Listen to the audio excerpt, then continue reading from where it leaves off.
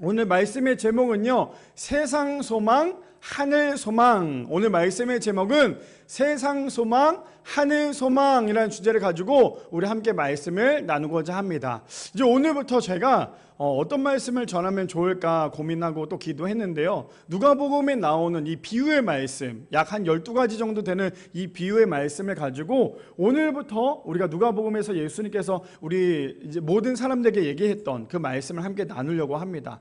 이 비유의 말씀이라는 건 무엇이냐? 예수님께서 많은 사람들에게 아주 쉽게 하나님의 말씀을 아주 쉽게 선포했던, 또 알려주셨던, 한마디로 말하자면 저는 이 비유의 말씀을 은혜라고 얘기하고 싶어요. 왜냐하면 그 말이 너무 어려운데 그 말을 예수님께서 아주 쉽게 비유풀이를 통하여서 아주 쉽게 설명하는 내용들이 나옵니다. 그래서 우리 성도님들도 오늘부터 이제 12주간 되는 그 말씀, 누가복음에 나오는 그 말씀 한 번 한 주 한 주 말씀을 들을 때마다 주님께서 우리에게 이렇게 말씀하시려고 하셨구나, 이 말씀을 우리의 삶 가운데 적용해야겠구나라는 걸 가지고 우리가 한 주도 놓치지 말고 잘 들어서 그 비유의 말씀이 나의 말씀이 될 수 있는 그런 귀하고 복된 시간 되기를 소망합니다. 말씀 들어가기 전에요, 톰 레이너 목사님께서 이렇게 말씀하셨어요. 타락한 죄인의 특징은 자기 중심적으로 자기 만족을 추구하는 것이다 라고 얘기합니다. 다시 한번 읽어드릴게요. 타락한 죄인의 특징은요, 자기 중심적으로 자기 만족을 추구하는 것이다 라고 얘기합니다. 우리가 너무나 잘 알다시피 결국에는 타락한 사람들의 공통점이 뭔지 아십니까? 결국 나의 만족, 내 이기적인 생각 때문에 결국에는 타락할 수밖에 없어요. 그래서 어쩌면 오늘 나오는 이 본문의 모든 내용을 하나로 묶은 이야기이기도 하고요, 또 우리 성도님들이 한 번쯤 읽어봤을 만한 그런 메시지이기도 합니다. 바라기는 우리 모든 성도님들, 오늘 이 말씀을 통해서, 오늘 말씀의 제목이 무엇입니까? 세상의 소망을 두고 살아가는 것이 아니라 하늘의 소망을 두고 살아가는 우리 미랄의 성도님들 되시기를 축복합니다. 그렇다면 우리가 어떻게 하늘의 소망을 두고 살아가야 하는지에 대해서 우리 오늘 함께 말씀을 나눌 거니까요, 비유의 말씀을 통해서 잘 또 듣고 그 말씀대로 살아나는 우리 모두가 되기를 소망합니다. 그래서 오늘 말씀의 제목은 무엇입니까? 세상 소망일까요? 아니요, 하늘 소망입니다. 이거 가지고 우리 함께 세 가지로 나누기를 원하는데요, 첫 번째입니다. 첫 번째 이렇게 시작합니다. 탐심의 눈이 가려진 사람은요, 자기 자신도 속는다라는 거예요. 굉장히 중요합니다. 탐심의 눈이 가려진 사람, 탐심의 눈이 가려진 사람은요, 자기 자신도 속는다라는 거죠. 그러면 어떻게 내가 내 자신을 속일 수 있습니까? 라고 얘기할 수 있겠지만 아마 우리 성도님들 경험해 보신 분들도 있을 거예요. 나의 탐심 때문에, 나의 탐욕 때문에 때로는 내 자신도 속이는 경우가 참 많아요. 왜요? 어떻게 해요? 긍정적으로 얘기할 때 있잖아요. 어쩔 수 없지, 이럴 수밖에 없었지, 그래 이럴 수밖에 없었을 거야 라고 하는 사람들이 많다라는 거죠. 오늘 본문에 아마 물질에 대해서 이야기를 할 거고, 저는 우리 성도님에게 여태까지 헌금에 대해서도 막 얘기하지는 않았어요. 그렇죠? 근데 제가 이 말씀을 준비하면서 한 목사님의 설교를 듣는데 그 목사님께서 이런 메시지를 전하셨는데 저는 굉장히 도전이 되고 굉장히 은혜가 됐어요. 무슨 말이냐? 우리 그런 거 있죠. 우리가 강단에서 헌금에 대해서 설교를 하면 우리 성도님들 부담스럽잖아요. 그렇죠? 제가 11조에 대해 설교하고 감성금에 대해 설교하고 이것저것 헌금에 대해 설교하면 아마 듣는 사람은 부담스러우신 분들도 있을 거고, 물론 또 그거에 대해 은혜 받는 사람들도 있을 거예요. 그래서 제가 되도록이면 헌금에 대해 설교를 안 하려고 하고 있고 그러려고 했는데, 제가 그 목사님의 설교를 들으면서 굉장히 도전을 받았던 것 중에 하나가 뭐냐면요, 그러면 그 목사님이 그러면 이렇게 한번 생각을 해보자는 거예요. 그게 뭐냐면, 그러면 가늠하는 사람 혹은 죄를 짓는 사람, 도둑질하는 사람에 대해서 성경에서는 얘기하잖아요. 또 목사님은 그거에 대해서 얘기하잖아요. 도둑질하지 마십시오, 가늠하지 마십시오라고 얘기하잖아요. 근데 만약에 이 자리에 가늠한 사람이 있고 도둑질하는 사람이 있는데 그 목사님이 이 사람이 혹시 들으면 마음이 불편할까봐 도둑질하지 마십시오, 가늠하지 마십시오라는 말을 못한다면, 그럼 이게 과연 말씀대로 성을교를 하는 걸까라는 메시지를 하시는 거예요. 저는 그 얘기를 듣고 굉장히 도전을 받았어요. 사실 사람들이 헌금에 대해서, 물질에 대해서 얘기하면 굉장히 거부감이 있어요. 교회 가서 왜 그렇게 돈 거릴까? 근데 사실 헌금을 하라고 얘기하는 것도 성경에서는 얘기하고 있어요. 물질에 대해서 성경에서 반드시 얘기하고 있어요. 근데 다만 무엇이냐, 오늘 얘기에 대해서 전체적으로 하나로 묶자면 돈이 문제가 아니에요. 사람이 문제라는 거예요. 교회에서도 돈이 문제가 아니라요, 그 돈을 가지고 횡령을 하거나 그 돈을 가지고 잘못되게 사용하기 때문에 그 돈이 잘못된 거라는 거예요.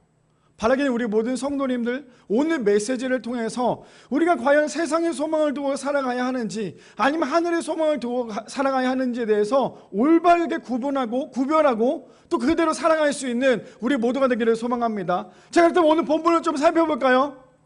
자, 어떤 담심이 있는지 함께 살펴봅시다. 13절에 보니까 이렇게 시작합니다. 무리 중에 한 사람이 등장을 하는데요, 저 한 사람을 좀 주목하시면 좋을 것 같아요. 무리 중에 한 사람이 이르되 선생님, 내 형을 명하여 유산을 나와 나누게 하소서라고 시작을 합니다. 자, 저기서 말하는 그 한 사람은 우리가 함께 생각해 보면 저 한 사람은 가난한 사람이었을까요? 아니면 돈이 많았던 사람이었을까요? 우리 그거 아시죠? 돈이 없는 사람은요, 돈 때문에 싸우지 않아요. 희한한 건 돈이 없는 사람은요, 돈 때문에 싸우지 않아요. 근데 돈이 많으면요, 돈 때문에 싸우더라는 거예요. 제가 예전에 부교육자 시절에 장례가 나서 장례 집례를 한 적이 있습니다. 장례 집례를 하면요, 지금도 제일 생각이 났던 그 가정이 있었어요. 어떤 거냐면 막 장례식장에 그 사람들이 막 엄청 울고 막 그랬어요. 그래서 예배 집례를 하는데 3일 동안 집례를 하는데도 너무 힘들었어요. 제가 우울감에 걸릴까 봐. 그냥 가면 계속 통곡하고 울고 있어요. 그러니 제 마음이 또 얼마나 마음이 아팠겠어요. 근데 장례 예배의 특징이 무엇입니까? 앉아있는 유가족들에게 위로를 하기 위해서, 그들이 하나님의 말씀을 듣게 하기 위해서 말씀을 가지고 가잖아요.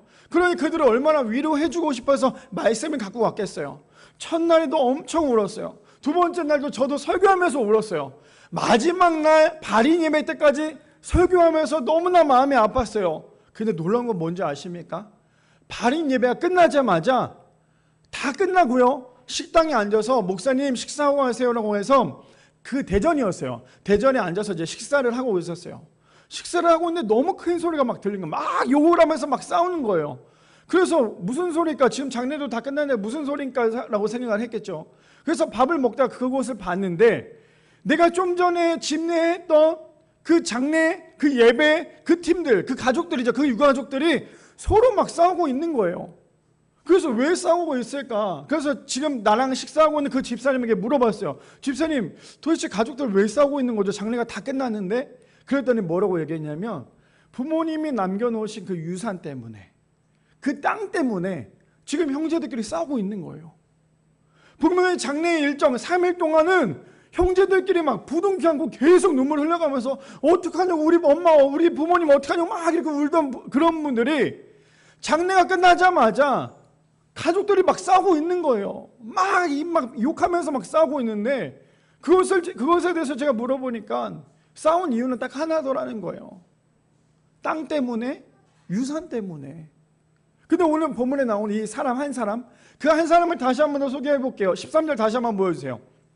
13절에 보니까요, 이렇게 얘기하죠. 무리 중에 한 사람이 이르되 선생님, 내 형을 명하여 유산을 나와 나누게 하소서라고 얘기합니다. 그러면 어떤 배경인지 아시겠어요? 저 한 사람은 가난한 사람이었을까요? 아니면 돈이 좀 있는 사람이었을까요? 얼마나 그동안에 열심히 일을 했고 가족이 얼마나 돈이 많은 그런 부자였겠어요. 그러니 이 한 사람이 뭐라고 얘기합니까? 선생님, 누구예요? 예수님한테 얘기하는 거예요. 내 형한테 명하여서 유산을 나와 나누게 해주십시오 라고 얘기를 합니다. 그러니 얼마나 예수님의 그 모습을 봤을 때 얼마나 어이가 없었겠어요. 그러면서 14절에 이렇게 얘기하죠. 뭐라고 얘기합니까? 14절 넘겨주세요. 자, 이르시되 이 사람아, 누가 나를 너의 재판장이나 물건 나누는 자로 세웠느냐 하시고 라고 얘기합니다. 예수님이 얼마나 기가 막히셨으면 예수님이 그 사람에게 뭐라고 얘기했냐면, 우리 그런 거 있죠.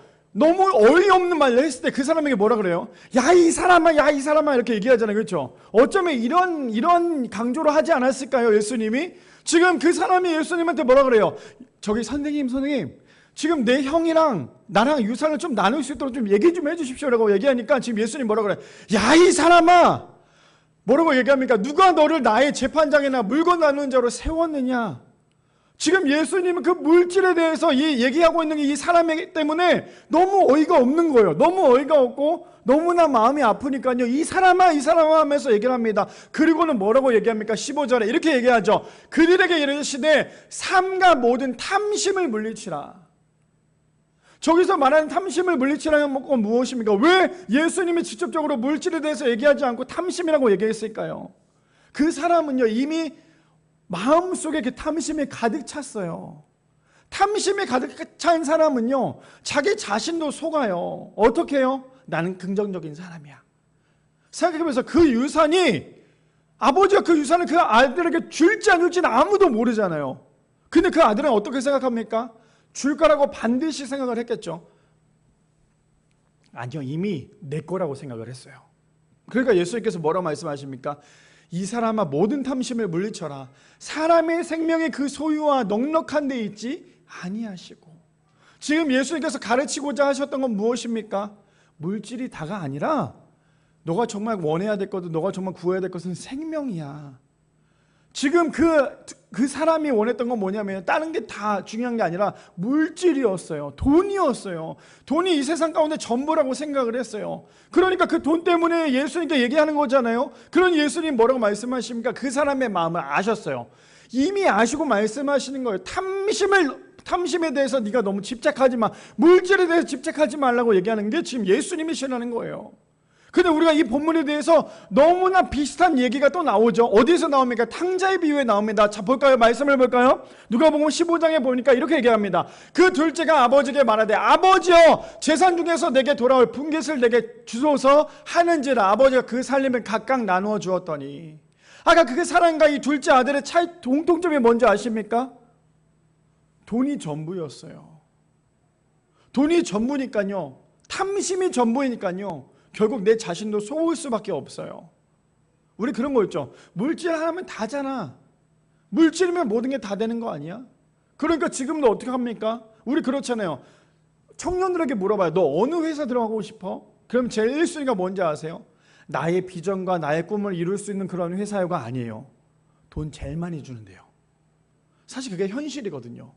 돈을 제일 많이 주는 데 가는 게 이 청년들의 마음이에요. 물론 저도 그래요. 저도 일을 하면서 아르바이트를 하면서 당연히 시급이 제일 높고 돈이 제일 많이 주는 데 내가 가서 일을 하지 누가 제일 조금 주는 데 가서 일을 하겠어요.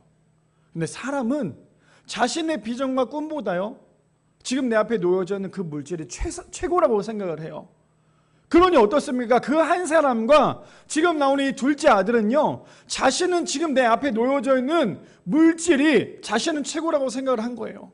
그러니까 아버지가 돌아가시지도 않았는데 벌써 유산에 대해서 얘기를 하고 있는 거잖아요.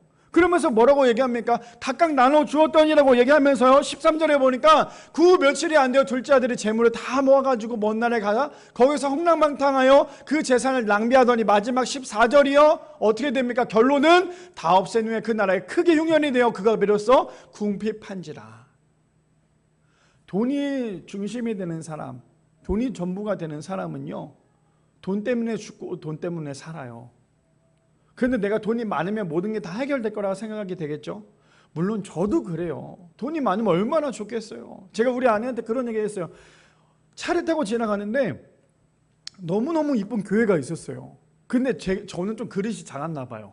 그 교회를 보면서 우리 아내한테 와, 나한테 10억만 있으면 좋겠다. 10억만 있으면 저 교회같이 교회를 이쁘게 지어서 우리도 정말 이쁘게 교회에서 사역하면 좋겠다. 이제 여름이 됐어요. 교회들마다 마당이 있는 교회들은 앞에다가 막 에어반스도 설치해서 애들 수영장도 만들기도 해요. 우리 예전에 의정부터 기억나십니까? 옥상에다가 수영장을 만들어 놓고 애들 거기서 물놀이도 하고 어른들이 옆에서 고기도 구워 먹었어요. 저는 그게 너무너무 좋았거든요. 근데 그렇게 생각을 하면서 나에게 10억만 있으면 참 이런 교회를 지을 수 있겠다라고 생각을 했어요. 근데 정말 놀라웠던 건요, 집에 가서 인터넷으로 찾아보니까 그 교회가 10억이 아니라 40억이 넘는 교회였어요. 무슨 말이냐면 나는 그냥 그 돈만 있으면 모든 게 해결될 거라고 생각해. 근데 우리 성도님 그거 아세요? 지금 우리 교회에 10억이 있다고 생각해 봅시다. 그리고 교회를 지었어요. 그럼 성도들이 막 알아서 올까요? 그렇지 않아요. 돈이 인생의 전부가 아니라는 거예요.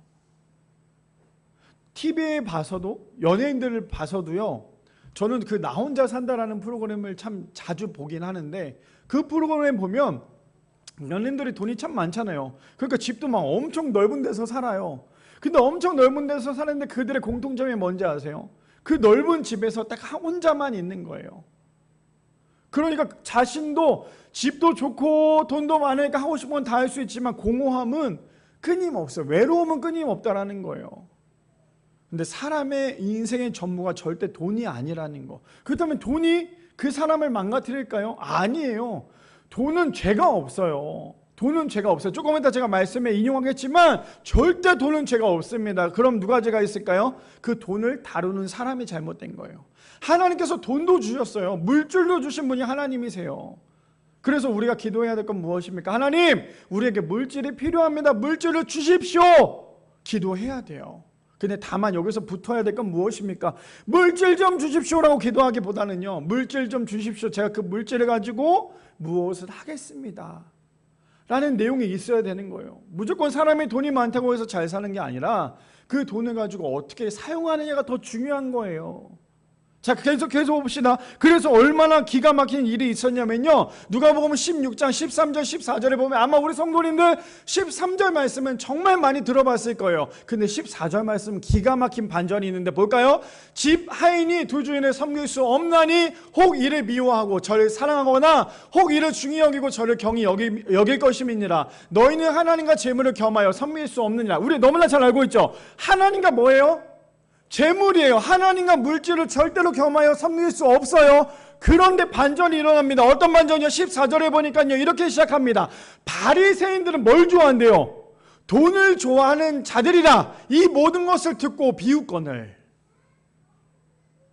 이해되세요? 얼마나 위험한 건지 이해되십니까? 지금 뭐라고 얘기해요? 예수님께서 너네가 이 물질과 하나님을 겸하여 섬길 수 없어. 지금 예수님께서 그렇게 말씀하세요. 근데 지금 바리새인들은 뭐하고 있습니까? 예수님의 말씀에 나는 돈을 너무나 좋아해서 예수님의 말씀을 비웃고 있는 거예요. 어떤 모습인지 상상이 되십니까? 예수님이 지금 사람들을 모아놓고 얘기하는 거예요. 너네들 돈을 너무너무 사랑하지 마. 근데 중요한 건 뭔지 알아? 하나님과 재물을 겸하여 섬길 수 없어. 그러니까 너네들은 절대 돈의 노예가 되지 마. 근데 그것을 보고 있었던 누구예요? 바리새인들이에요. 하나님의 말씀을 잘 알고 있다라는 이 율법주의자들이죠. 근데 그들이 뭐하고 있습니까? 자신들은 돈을 너무나 좋아해요. 그러니까 예수께서 지금 말씀하신 걸 보고 뭐하고 있어요? 비웃고 있어요. 근데 이게 비단 저 바리새인들만의 문제일까요? 저는 여기 앉아 계신 모든 성도님들 저 포함해서 우리도 저런 모습이지 않을까 생각이 들어요. 어떤 거요? 물질이 아니라 할지라도 내가 사랑하면서 예수님께서 말씀하신 그 말씀보다 내 생각이 더 커지거나 내 생각이 더 옳다고 여겨지면요, 그 다음부터 예수님의 말씀을 비웃어요. 아이, 주님 아시잖아요. 근데 그렇게 기도 열심히 하고 그렇게 말씀 많이 보고 찬양 많이 부르잖아요. 내가 그렇게 주님을 위해 열심히 살았잖아요. 주님 아시면서 그게 우리의 마음이 된다면 바리새인과 똑같은 사람이 돼요. 분명히 성경에서 예수님께서 가르치시고 계시잖아요. 하나님과 재물을 겸하여 섬길 수 없다. 근데 그 모습을 누가 보고 있습니까? 많은 사람들과 바리새인들이 보고 있어요. 근데 예수님께서 말씀하셨을 때 그 말씀보다 돈을 좋아했던 사람은 그 예수님의 말씀을 비웃고 있어요. 이거 굉장히 놀라운 일입니다. 우리도 마찬가지거든요. 우리도 오늘도 이 자리에 앉아서 하나님의 말씀을 듣고 있지만 내가 하나님의 말씀을 내 말씀이라고 생각하지 않고 내 생각이 더 크거나 내 생각에 맞다라고 내가 옳다라고 생각하는 사람은요, 오늘도 설교를 들으면서 비웃을 수밖에 없어요. 아이, 목사님 아무리 그래도요 세상 살아가는데 돈이 없으면 어떻게 삽니까? 아무리 목사님 그렇게 돈 얘기하지만 세상 살아가면서 돈 없으면 아무것도 안 됩니다. 그렇게 여전히 비웃고 있는 게 우리의 모습 아닙니까? 근데 예수님 뭐라고 말씀하세요? 네가 그렇게 사랑하는 그 돈보다 하나님을 더 사랑해야 돼. 네가 돈을 사랑한다고 하면서 하나님도 사랑한다는 거 그거 거짓말이야. 너가 정말 돈보다 하나님을 사랑한다면 돈을 사랑하기보다 하나님을 더 사랑해야 돼. 근데 어떻게 돈도 사랑하고 하나님도 사랑한다고 얘기할 수 있겠어? 자, 그렇다면 하나님께서 물질을 주셨는데, 그렇다면 오늘 나오는 본문에 나오는 사람들은 다 부자잖아요. 그 부자들만의 이게 문제일까요? 제가 왜 그게 물질이 아니라 우리의 생각과 우리의 그 이기적인 생각이 더 앞설 때 하나님의 말씀을 비웃냐라고 얘기하냐면요, 여기 이렇게 말씀이 나와 있어요. 잠언 22장 2절 말씀에 보니까요, 이렇게 얘기합니다. 가난한 자와 부한 자가 함께 살거니와 그 모두를 지으신 이는 누구래요? 여호와시래요. 그러니까 부한 사람, 부자들이 문제도 아니고요, 가난한 사람도 문제가 아니에요. 돈이 많다고 해서 그 사람들이 죄인이 아니고, 그 사람의 돈이 없다고 해서 이 사람의 의인이 아니라는 거예요. 하나님은 가난한 사람도 부한 사람도 만들었대요. 근데 그들이 하나님보다 물질이 더 앞서면, 그래서 오늘 첫 번째 얘기처럼 그들 가운데 탐심이 넘쳐나면 자기 자신을 속인다라는 거예요. 어떻게 해요? 우리 아주 이거 타협 잘하잖아요. 목사님, 아니 하나님 제가 이번 주 주일날 일을 해야 됩니다. 교회를 나가야 되지만 제가 이번 주 주일날 일을 해야 돼요. 일을 해서 이만큼 돈을 벌 수 있는데 내가 이번 주만 좀 빠질게요. 그리고 제가 다음 주에는 내가 이번 주에 받은 그 돈을 가지고 다음 주에 11조도 내고 감사헌금도 내고 더 많은 헌금을 낼 테니까 이번 주만 좀 눈 감아 주십시오 라고 얘기하고 있다면요, 하나님이 그래, 이번 주는 그런 일이 있었구나, 그럼 이번 주는 좀 빠지고 다음 주에 더 많은 헌금을 나한테 내. 하나님이 거지입니까? 하나님이 돈이 없으세요? 하나님이 정말 많은 돈을 헌금을 내기를 원해서 하나님이 정말 그런 마음일까요? 왜 한국교회가 부패했다고 얘기를 할까요? 저도 그럴 수 있어요. 자, 한국교회가 가장 크게 부패한 이유는 뭐냐면요, 헌금을 많이 하는 사람이 교회 중심이 돼버렸어요. 이 사람이 헌금을 많이 내니까 그 사람이 교회에 어떻게 보면 주인처럼 여기는 교회들이 참 많더라는 거예요. 무슨 말입니까? 헌금을 많이 낸다고 해서 그 사람의 믿음이 좋은 게 아니에요. 절대. 우리 예전에 경험해봤잖아요. 예전에 있었던 그 교회에서, 섬기던 교회에서 한 사람이 그 교회에다가, 제 섬겼던 교회에다가 땅을 기부하겠대요. 그래서 그분이 와서 막 특송도 하고 막 그분 막 박수도 쳐드리고 막 그랬어요. 근데 그분이 어떻습니까? 바로 쓱 빠져버렸어요. 무슨 말이에요? 교회에서 돈이 노예가 되면요, 교회는 그다음부터 부패가 될 수밖에 없어요. 하나님이 거지가 아니라는 거예요. 하나님이 진짜 원하는 건 무엇인 줄 아십니까? 네가 오늘 헌금 한 푼도 내지 않다 할지라도 오늘 교회 나와서 나를 위해 예배 드려. 네가 다음 주에 100만 원, 1000만 원 헌금 내는 것보다, 그래서 교회 빠지는 것보다 오늘 교회 헌금 한 푼도 못 내더라도 오늘 나와서 예배 드려. 나를 위해서 예배 드려. 그게 하나님이 원하시는 예배라는 거예요. 근데 사람들의 착각이 무엇인 줄 아십니까? 하나님, 제가요 다음 주에 1000만 원 낼 테니까 오늘만은 좀 빠질게요. 그리고 다음 주에 1000만 원 내죠. 그럼 어떻게 합니까? 하나님 봐봐요, 내가 1000만 원 낸다 그랬잖아요. 그럼 하나님은 와, 너 진짜 최고다. 하나님이 이러실까요? 아니요. 하나님은 1000만 원이 있어도 그만, 없어도 그만이에요. 바라기는 우리 성도님들, 나의 탐심 때문에 내 자신을 속이지 않기를 소망합니다. 나의 탐심 때문에, 나의 이기적인 물질 때문에 하나님과 물질에 대해서 타협하지 않으시는 우리 미란의 성도님들 되시기를 축복합니다. 그래야 돼요. 왜요? 예수님께서 뭐라 말씀하셨어요? 이 사람아 라고 말씀하시잖아요. 그 이 사람이 여기 앉아 계신 모든 성도님들이 되지 않기를 소망합니다. 이 사람만 하고 듣지 않는 우리 미란의 성도님들 되시기를 축복합니다. 두 번째입니다. 두 번째 이렇게 얘기하죠. 세상의 소망을 두고 사는 사람은요, 모든 주어가 자기 자신이라는 거예요. 두 번째입니다. 세상의 소망을 두고 사는 사람은요, 모든 주어가 자기 자신입니다. 우리 첫 번째가 무엇이었어요? 탐심의 눈에 가려진 사람은 자기 자신도 속는다고 얘기한다면요, 오늘 이제 두 번째, 세 번째로 나눠줄 건데 그게 무엇이냐? 두 번째는 세상에 대해서 소망을 두고 사는 사람, 마지막 세 번째는 하늘의 소망을 두고 사는 사람인데요, 두 번째는 이렇게 얘기합니다. 세상의 소망을 두고 사는 사람은요, 모든 주어가,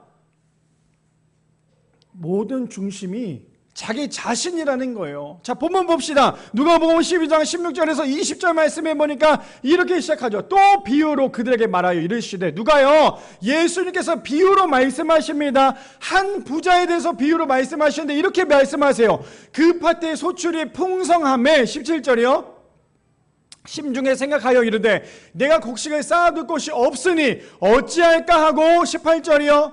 또 이르되 내가 이렇게 하리라. 내 곡간을 헐고 더 크게 짓고 내 모든 곡식과 물건을 거기 쌓아두리라. 지금 어떤 배경인지 아시겠죠? 아주 풍성합니다. 먹을 것이 넘쳐나요. 그러니까 지금 이 부자는 어떻게 하고 있어요? 어떻게 해야 돼요? 내가 지금 먹을 것이 너무나도 많기 때문에 이것을 남들에게 베풀어야지라는 생각이 1도 없어요. 그럼 어떤 생각 갖고 있어요? 내가 지금 먹을 것이 이렇게 많기 때문에 더 큰 창고를 지어야겠다. 내가 지금 쌀이 이만큼 많고 곡식이 이렇게 많기 때문에 내가 다른 사람에게 나눠주기보다는 내가 나를 위해서, 내 자신을 위해서 더 큰 창고를 만들어서 거기에다 다 집어넣어야겠다. 내가 농사가 잘 되면 잘 될수록 더 많이 벌어서 창고에다 계속 집어넣어야겠다. 지금 부자는 이런 생각을 갖고 있다는 거예요. 이해되십니까? 자기 자신만 아는 사람은요, 나만 배부르면 돼요. 옆에 있는 사람이 배고파도 그렇든지 말든지. 우리 주변에 그런 사람들이 있잖아요.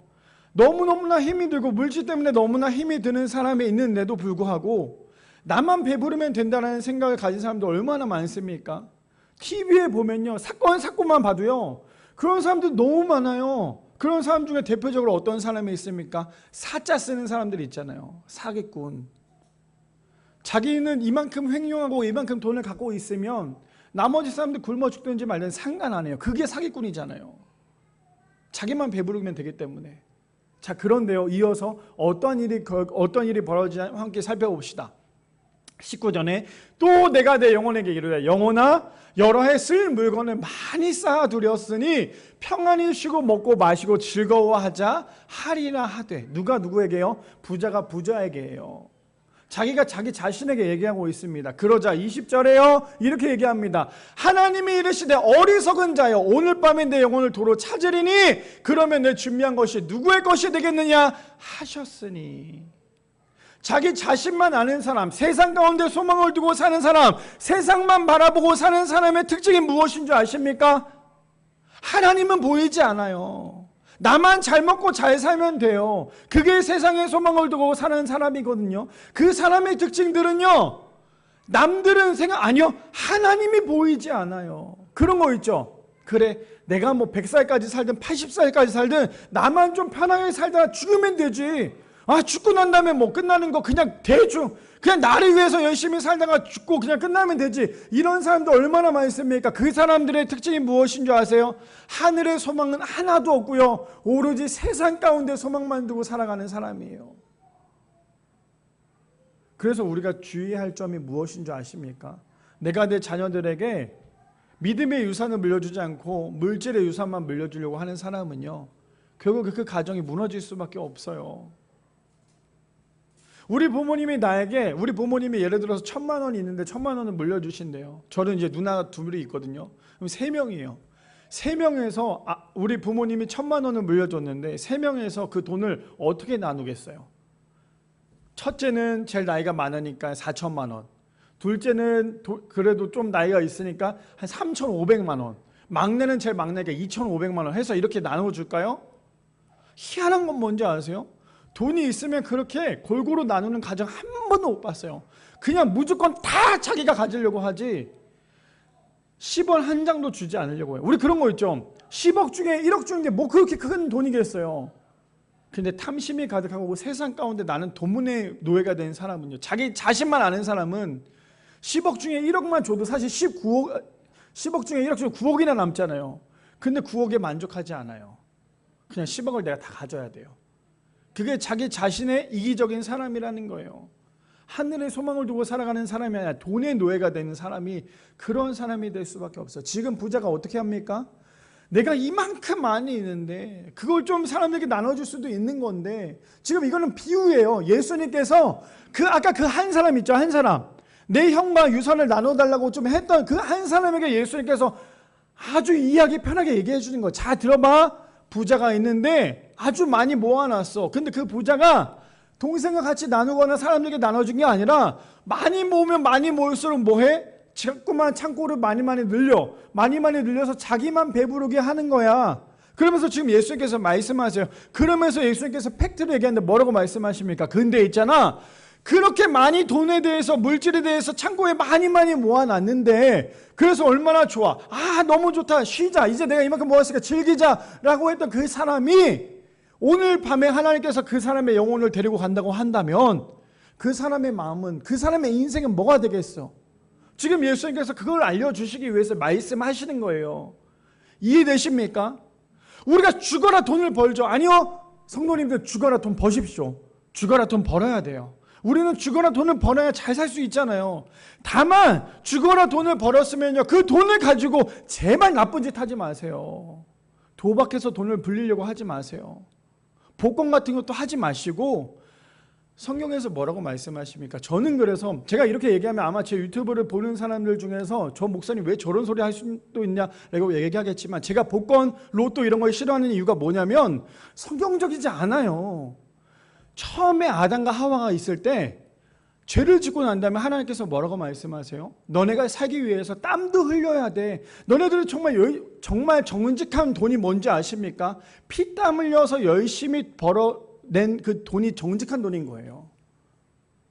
이해되십니까? 근데 내가 그 돈을 가지고 어떻게 해서든 막 불려야지, 막 뭘 해야지. 물론 그것도 공부도 해야 되고 하겠지만, 중요한 건 뭐냐면 하나님이 정말 원하시는 물질은요, 피땀 흘려서 열심히 벌어오는 돈이에요. 그냥 내가 가만히 있어서 그걸 버는 게 아니라 맨날 시간만 되면 복권 긁고, 맨날 시간만 되면 신문 보고 이래서 막 그거 번호 맞추고, 이게 아니라 내가 정말 열심히 살아야죠. 열심히 피땀 흘려야죠. 그리고 하나님께서 주시는 물질대로 살아가는 거예요. 그래서 우리가 해야 될 건 무엇입니까? 하나님, 우리가 오늘도 일하러 나갑니다. 오늘도 우리가 열심히 일해서 돈을 벌어야 되는데 하나님 우리에게 좀 허락해달라고. 근데 그 돈이 때로는 하루에 10만 원을 벌 수도 있고요, 5만 원을 벌 수도 있어요. 근데 10만 원 못 벌었다고, 20만 원 못 벌었다고 그것 때문에 하나님을 욕하는 것이 아니라요, 그냥 주신 은혜에 감사하면 돼요. 제가 이렇게 얘기하면, 그럼 목사님도 그러십니까? 네, 저도 그래요. 저 무슨 일 하는지 우리 성도님 잘 아시잖아요. 어느 날은 정말 잘 벌 때는요, 기가 막히게 벌 때가 있어요. 제가 이렇게 얘기하면, 아이 목사 그거 얼마나 된다고 얘기하겠지만, 어떤 날은 막 돈을 많이 벌어요. 뭐 그렇다고 해서 막 몇백만 원 버는 게 아니라 10만 원 넘어갈 때도 있어요. 근데 못 벌 때는, 저번에는 너무 힘들었는데 하루 종일 일했는데 3만 원밖에 못 번 적도 있어요. 그럼 제가 하나님께 얼마나 원망했어요. 주님, 내가 하루 종일 돈 버는데 3만 원 갖고 내가 어떻게 살겠습니까? 근데 그 3만 원도 못 버는 날도 있을 거 아니에요. 그러니 우리가 살아가면서 물질의 노예가 되는 사람은 그 금액 때문에 내 인생의 전부를 걸어요. 근데 돈의 노예가 아니라 새하늘의 소망을 두는 사람은요, 그 금액 때문에 목숨을 거는 게 아니라 그 금액 때문에 하나님께 감사할 수 있는 사람이에요. 그 금액 때문에 하나님께 불평하는 사람이 아니라 그 금액 때문에 하나님께 감사하는 사람이 돼야 된다는 거예요. 어떤 사람은 1,000원이 있어도 너무 감사하는 사람이 있어요. 우리 요즘에 아들이 심부름을 해요. 저한테 막 와서 내가, 유리야, 아빠 목이 마른데 물 좀 갖다 줘. 그러면 알았어. 그리고 막 갔다 와요. 너무 즐거워요. 그러면 제가 옆에서 너무너무 기쁘잖아요. 딸이 그렇게 심부름하니까 물을 딱 한 잔 갖다 주고 딱 이래요. 그게 뭔지 아세요? 돈 줘, 이거예요. 그럼 제가 주머니에서 100원을 딱 꺼내서 딱 줘요. 그럼 너무 좋아해요. 생각해 보세요. 정집사님 오늘 끝나고 저한테 물 한 잔만 갖다 주세요. 제가 100원 드릴게요. 그럼 정집사님 지금 표정이 막 너무 밝지만 속으로 어떤 생각하겠어요? 내가 목사님 100원 받겠다고 내가 그 시원한 물 한 잔 갖다 주게, 그냥 갖다 줬으면 그냥 줬지 무슨 100원을, 이렇게 생각할 수 있잖아요. 무슨 말입니까? 어떤 사람은 그 100원에 대해서 너무나 기뻐하는 사람이 있지만 어떤 사람은 그 100원 때문에 너무 화를 내는 사람이 있어요. 무슨 말입니까? 하나님께서 주시는 그 금액이 얼마에 따라서 내가 기쁘고 슬프고가 아니라요, 하나님께서 주신다는 그것만으로도 우리는 기뻐해야 돼요. 하나님께서 주시는 그 금액만으로도 우리는 감사하고 기뻐해야 돼요. 그럼 어떻게 해야 됩니까? 내가 돈을 벌었으면 그 돈을요, 아껴 써야 되고 그거를 정말 사용되는 데 써야 될 거 아니에요. 내가 한 달에 200만 원 버는데 300만 원 지출한다고 하면 그것도 도둑이에요. 내가 200만 원을 벌고 있다면 200만 원만큼만 내가 사용하면 돼요. 아니, 내가 200만 원 벌고 있으면 150만 원어치만 사용해도 50만 원이 남잖아요. 근데 우리는 어떻습니까? 한 달에 100만 원 벌면서 500만 원어치 쓰잖아요. 그러면서 하나님을 얼마나 원망해요. 하나님 나 이번 달 너무 힘들어요. 돈 없어서. 우리가 이럴 때가 얼마나 많습니까? 근데 진짜 하나님을 믿는 사람, 우리가 물질의 노예가 되지 않은 사람은요, 하나님께서 금액이 얼만큼 주느냐에 따라서 우리가 기뻐하고 슬퍼하는 것이 아니라 그냥 주신 은혜에 감사할 줄 아는 사람이에요. 그게 진짜 물질보다, 세상보다 하늘에 소망을 두고 물질보다 하나님을 더욱더 사랑하는 것이 우리의 믿음이 되어야 되지 않겠습니까? 이어서 그래서 이렇게 얘기합니다. 창세기 11장 3절에서 4절 말씀해 보니까요, 서로 말하되 자 벽돌을 만들어 견고히 굽자 하고 이에 벽돌을 돌을 대신하며 역청으로 진흙을 대신하고, 4절이요 4절 넘겨주세요. 또 말하되 자 성읍과 탑을 건설하여 그 탑 꼭대기를 하늘을 닿게 하여 우리 이름을 내고 온 지면에 흩어짐을 면하자 하였더니, 무슨 내용인지 아셔요? 어떤 내용이에요? 바벨탑 사건이었어요. 그렇죠? 바벨탑 사건의 11장 1절 말씀에 어떤 내용이 나온지 아십니까? 온 세상 사람들의 언어가 뭐예요? 하나였더라요. 온 세상 사람들의 언어가 하나입니다. 그 하나의 언어를 가지고 이 사람들이 행하는 것이 무엇입니까? 내가 하늘 높이 탑을 쌓아서 내가 하나님처럼 되겠다라고 생각했던 사람들이 이 사람들이라는 거예요. 무슨 말입니까? 이 사람들의 중심은 무엇이었어요? 언어였어요. 그 언어가 하나가 되니까요, 그 언어 때문에 내가 하나님보다 높은 사람이 되겠다라고 얘기해요. 근데 비단 이게 이 사람들만의 문제가 아니에요. 우리도 마찬가지거든요. 우리에게는 언어가 아니라 다른 거가 하나님보다 더 하나님처럼 되고 싶은 게 우리의 마음 아니겠습니까? 근데 이 사람들의 마지막 결론은 어떻습니까? 9절 말씀에 이렇게 돼요. 9절이요. 그러므로 그 이름을 바벨이라 하니 이는 여호와께서 거기서 온 땅의 언어를 혼잡하게 하셨습니다. 여호와께서 거기서 그들을 온 지면에 흩으셨더라. 그들이 집착했던 게 뭐였어요? 하나의 언어를 가지고 하나님처럼 되겠다라는 거였어요. 이거 우리가 물질로 갖고 와볼까요? 내가 많은 물질을 가지고 하나님처럼 되겠다라는 거예요. 그랬더니 하나님께서 어떻게 해요? 그들에게 언어를 빼어서 가니까요, 바벨탑이 무너졌어요. 우리에게 하나님보다 물질이 먼저가 되고 물질을 가지고 하나님처럼 되려고 하니까요, 물질 만능주의로 살려고 하니까요, 하나님께서 뭘 뺏어갑니까? 물질을 뺏어가요. 그리고 우리는 아무것도 아닌 인간이 되는 거예요. 이해되십니까? 두 번째 주제가 무엇이었어요? 세상의 상황을 두고 살아가는 사람은요, 모든 주어가 자기 자신인 거예요. 하나님보다 다른 것이 집착이 되고 하나님보다 다른 것이 그것이 우상이 돼버리면요, 하나님은 가만두지 않으세요. 제가 이번 주에 이제 저희 아버지랑 어머니 저 수목장을 갔다 왔어요. 갔다 오면서 그런 얘기를 했거든요. 저희 아버지가 요즘 계속 몸이 아프니까 제가 아버지한테 이런 도전을 드렸어요. 아버지 근데 아픈 거 가지고, 물론 아버지는 이제 하나님께 계속 기도를 하는데 하나님 내 아픈 거 좀 낫게 해주십시오 기도한대요. 그래서 제가 아버지한테 그 너무너무나 좋은 기도지만 근데 우리가 아플 때, 저는 요즘에 그런 생각을 더 많이 든다고 아버지한테, 저도 좀 몸이 계속 안 좋았으니까 아버지한테 그런 얘기를 했어요. 저는요, 제가 아플 때, 제가 제일 아팠을 때 하나님께서 어떤 마음을 주시냐면, 네가 아픈 이유가 뭔지 알아? 너가 날 좀 바라보라고. 네가 아파야 나한테 기도하지 않겠어? 너가 좀 아파야 나한테 기도하지 않겠어? 나는 그런 마음이 너무 드니까 요즘에 아주 작은 감기 때문이라도 하나님께 기도할 수밖에 없다고 제가 그런 얘기를 했어요. 무슨 말입니까? 우리가 우리의 인생 가운데 때로는 아픔이 찾아올 수도 있고요, 때로는 힘이 든 것들이 찾아올 수도 있어요. 아니 하물며 정말 아무것도 아닌 감기 때문에 우리가 끙끙 앓을 때도 있잖아요. 근데 그럴 때 우리가 생각해야 될 건 무엇이냐면요, 하나님께서 날 좀 보라고 하시는구나. 하나님께서 날 좀 바라보라고 하시는구나.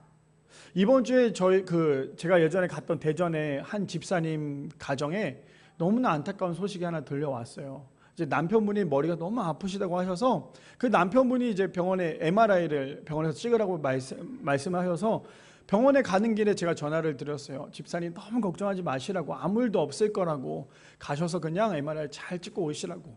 근데 그게 한 3-4일 전에 저한테 연락이 왔어요. 목사님 결과가 나왔는데요, 좋지 않아요. 그래서 어떤 결과였어요? 일단 파킨슨병이래요. 그 얘기를 듣는데 제 마음이 얼마나 무너졌냐면, 저는 요즘에 계속 그런 생각이 들어요. 우리 성도님들이 아프잖아요. 제 주변에 있는 신앙인들이 아프면 차라리 내가 아픈 게 낫겠다, 내가 아파서 그들에게 위로가 되었으면 좋겠다는 생각을 참 많이 하는데, 아픈 거예요. 근데 너무나 감사한 거, 여기서 감사가 나오지도 않겠지만 감사한 건 뭐냐면 그 집사님이 저에게 했단 말이 있어요. 목사님, 제가 이 상황을 보고 너무나 마음이 아팠고 너무나 힘이 들었어요. 그런데 제가 어떤 생각이 들었냐면 분명 하나님께서 이것을 통하여서 나에게 말씀하신 게 있겠지 라는 생각을 하셨대요. 그래서 저랑 소통을 하면서 집사님 저도 기도하고 있을 거고, 하나님께서 분명히 남편 집사님을 통해서 파킨슨 병이라는 건 죽을 때까지 약을 먹어야 되고 얼마나 고통스럽습니까? 근데 그걸 주신 거는 분명히 하나님께서 더 빨리 돌아와라, 날 좀 더 봐라, 분명 하나님께서 그런 마음을 주시지 않았을까요? 저도 기도할 테니까 우리 좀 힘을 내봐요 라고 말씀을 드렸어요. 어쩌면 제가 얘기하기보다 그 집사님의 그런 고백이 저에게는 더 큰 은혜가 되더라는 거예요. 우리에게 때로는 너무나 아픈 일들이 벌어지죠. 감당할 수 없는 문제점들이 생길 때가 있어요. 그럼 우리 한번 곰곰이 한번 생각해 봐요. 어떻게 해요? 내가 과연 이 문제를 놓고 하나님께 얼마나 매달렸을까? 지금 이 해결되지 않는 이 문제 때문에 내가 얼마나 하나님께 매달렸을까? 세상에 자꾸만 소망을 두고 살아가다 보니까 지금 내 문제 때문에 하나님께 매달리기보다 내 이기적인 생각에 더 앞서지 않았을까? 그 생각을 갖고 있는 게 우리의 모습 아닐까요? 그래서 우리가 우리 스스로 자꾸만 바벨탑을 올리고 있는 것이 우리의 모습 아닐까요? 그럼 하나님께서 이렇게 말씀하세요. 그래? 네가 그 바벨탑이 그것 때문이야? 그럼 내가 너 그거 뺏어갈 거야. 건강 때문이야? 건강은 뺏어갈 거야. 돈 때문이야? 돈 뺏어갈 거야. 사랑과의 관계야? 사랑과의 관계 뺏어갈 거야. 그럼 너 뭐 할 수 있어? 바벨탑 사건의 마지막은 무엇인 줄 아십니까?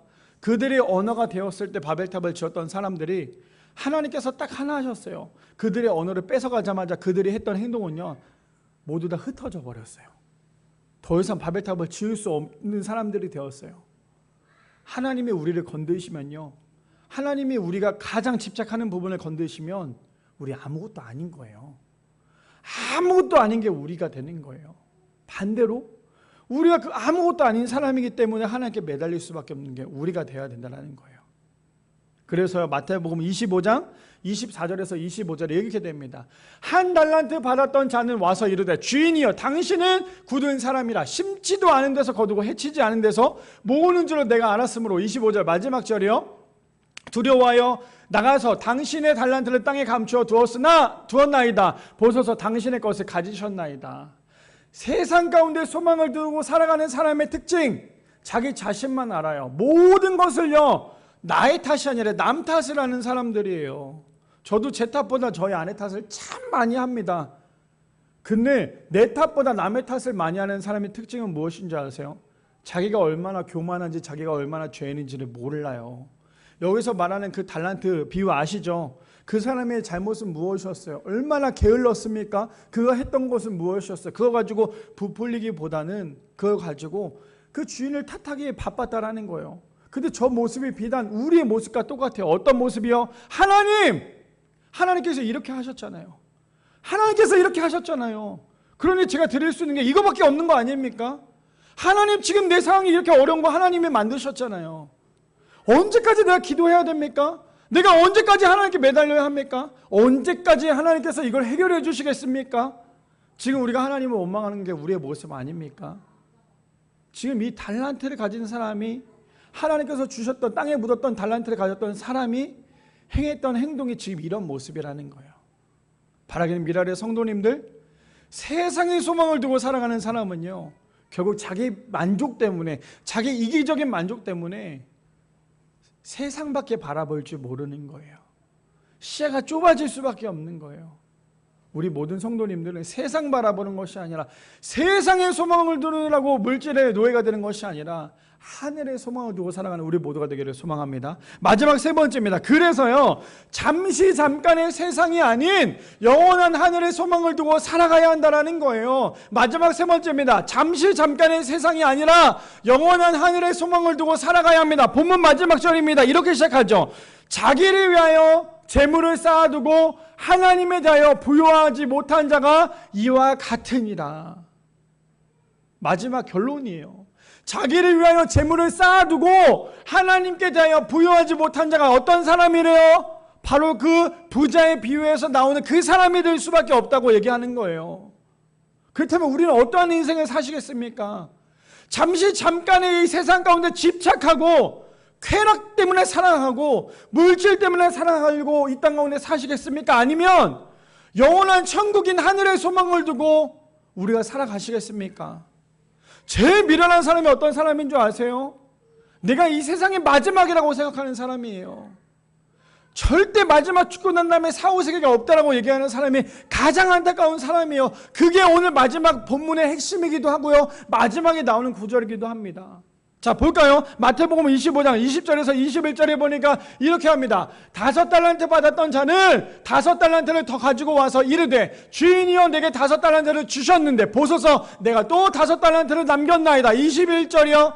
그 주인이 이르되 잘하였도다 착하고 충성된 종아, 내가 적은 일에 충성하였으며 내가 많은 것을 내게 맡기리니 내 주인의 즐거움에 참여할지어다 하고, 하나님이 만약에 물질이 잘못됐다, 그 물질이 정말 잘못됐다라고 얘기한다면 절대로 저런 칭찬을 하지 않으셨겠죠. 하나님께서 재물과 물질이 잘못됐다라고 하나님께서 말씀하신다면 아마 저런 비유가 나오지 않았을 거예요. 그런데 하나님은 그 물질이 재물이 문제가 아니라 지금 너네들의 생각과 너네들의 행동이 잘못된 거 아니냐. 지금 5달란트를 가지고 더 많이 벌어온 사람에게 뭐라고 얘기합니까? 주인의 즐거움에 참여할지어다라고 얘기합니다. 하나님이 우리에게 주신 물질이 있어요. 어떤 사람은 많은 물질이 될 수도 있고 어떤 사람은 조금 물질이 될 수도 있어요. 근데 그 물질을 가지고 우리는 어떻게 살아갑니까? 즐거움에 참여하십니까? 아니면 그 물질을 가지고 헛랑방탕 사용하고 있는 게 우리의 모습일까요? 그러니 하나님께서 말씀하신 건 뭐예요? 물질이 죄가 아니라 그 물질을 통하여 너네들이 향하는 그게 잘못된 거야. 그렇게 말씀하고 계신다는 거죠. 그래서 마태복음 6장 33절에 이렇게 얘기해요. 그런즉 너희는 먼저 그의 나라와 그의 의를 구하라. 그리하면 이 모든 것을 너희에게 더하시리라. 그래서 물질의 노예가 되는 것이 아니라 하나님께서 말씀하신 건 무엇입니까? 너희는 그래서 해야 될 것은 먼저 그의 나라와 그의 의를 구하라. 그리하면 이 모든 것을 너에게 더하시리라. 어떤 거요? 하나님의 나라와 하나님의 의를 구하라고 말씀하세요. 그 말을 한마디로 정리하려면 무엇입니까? 세상의 소망을 두는 것이 아니라 하늘의 소망을 두고 살아가야 돼. 그래야 내가 이 모든 것을 더할 수 있어. 더해 줄 거야. 네가 나를 위해서 일한다는데 내가 너를 어떻게 가만두겠어? 네가 정말 나를 위해 죽을 힘을 다해서 일어나고 하겠다는데 내가 어떻게 너를 가만두겠냐고. 하나님께서 지금 이렇게 말씀하시는 거 아닙니까? 나를 위해서, 나의 부를 위해서, 나를 위해서 살아가는 사람은 하나님께서 그를 위해서 뭐라고 말씀하실까요? 그래, 열심히 살아. 그런데 그 물질이 잘못되지 않도록 열심히 살아야 돼. 반대로 내가 주님을 위해 열심히 살겠습니다. 주님을 위해서 내가 죽도록 충성하겠습니다라고 하는 사람은 하나님께서 뭐라고 말씀하세요? 그래, 내가 이 모든 것을 너에게 더할 거야. 그래서 우리가 원하는 거, 우리가 바라는 건 무엇입니까? 물질의 소망을 두고 살아가는 것이 아니라 먼저 그의 나라와 그의 일을 두고 살아가야 돼요. 왜 그럴까요? 데살로니가전서 5장 21절 22절 현대인의 성경에 보니까요 이런 말을 해요. 모든 것을 잘 살펴 선한 것을 붙잡고 해요. 그런데 반대로요 22절에 이렇게 얘기합니다. 악한 것을 흉내도 내지 마십시오. 악한 것은 흉내도 내지 말래요. 그런데 우리는 어떻습니까? 사실 선한 것보다 악한 거 흉내내는 게 우리에겐 더 즐거움이지 않을까요? 왜요? 사람은 쾌락주의에 빠져있기 때문에요. 근데 성경은 뭐라고 얘기해요? 악한 것은 아예 흉내도 내지 마. 악한 것은 아예 쳐다도 보지 마. 그래서 우리는 어떻게 해야 됩니까? 선한 거, 좋은 거에 대해서 우리가 최선을 다해야 되지만 내 앞에 악한 것이 있다면 그것은 절대로 흉내도 내서는 안 된다라는 거예요. 저는 오늘 그래서 이 본문은 이 말씀을 갖고 정리를 했으면 좋겠어요. 어떤 말씀이냐? 이 말씀 우리 모든 성도님들이 좀 외우셨으면 좋겠어요. 어떤 거냐? 고린도전서 15장 19절 말씀. 이래서 우리가 하나님 믿는 거 아닙니까? 우리 다 같이 읽어볼까요? 시작! 만일 그리스도 안에서 우리가 바라는 것이 다만 이 세상의 삶뿐이면 모든 사람 가운데 우리는 더욱 불쌍한 자이러라. 무슨 말인지 아시겠어요? 이 말씀이 무슨 말인지 아시겠습니까? 만일 그리스도 안에 우리가 바라는 것이 다만 이 세상의 삶뿐이라면, 이 세상이 전부라면 우리 모든 사람 가운데 우리는 아주 불쌍한 사람이라는 거예요.